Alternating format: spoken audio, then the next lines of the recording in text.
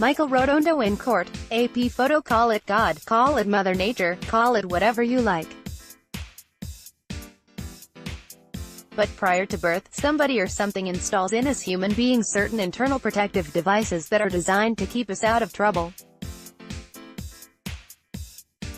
Like the ability to sense that you're in danger, or how to keep your mouth shut, or to know when it's time to spread your wings and fly.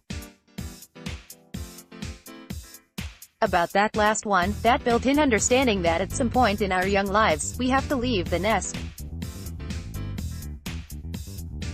We know when the moment has arrived, even if we don't know how we know, unless your name is Michael Rotondo.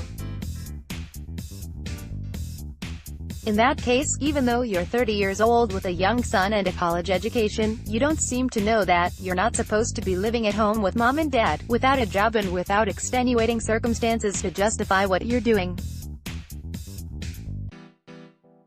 Rotondo is the guy in Camilla's, NY, near Syracuse, whose parents took him to court to force him out of their house. They've been pretty tolerant for 8 years, allowing him to live under their roof without paying rent or contributing in any other way to the operation of the household. Don't ask me why it took so long, but in February the parents apparently decided they'd finally had a gutful. They asked their son to leave 5 times. In writing, with an offer of $1,100 to help with relocation expenses, but the son said no. He doesn't have a job, so how could he afford to be on his own, and besides, he's trying to win custody of his son and be a good dad, and that takes time, and so forth. Which is why the parents turned to the legal system. They hired a lawyer, made sure they were following the proper procedure and petitioned a judge to help them oust their son. And the judge agreed with them. It's time for Michael to leave home. The son was surprised and dismayed by the judge's ruling, which is what tells you he didn't get gifted with the ability to sense that a grown person with no obvious disabilities and with a decent education should be on his own by age 30. That's why as little kids turn into teenagers and then into young adults, they increasingly grate on their parents' nerves. It's why those kids turned teenagers turned young adults increasingly chafe at their parents' authority. The process is designed to ensure that human chicks want to leave the nest and that their parents want to let them go.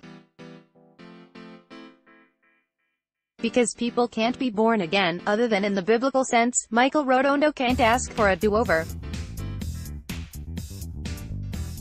Assuming he exhausts his appeals and still loses, all he can do is move out. Luckily for his parents, the court doesn't care that he didn't get all the instincts he should have gotten in utero. Although it's regrettable for him, it could have been worse. Some people are born lacking the ability to speak when they should speak, to be silent when they should be silent, and to be able to tell the difference. In my family, we call that instinct the think-it-door versus the say-it-door. Your say-it-door lets you say pretty much whatever you want to say, except when speaking your mind could get you in trouble.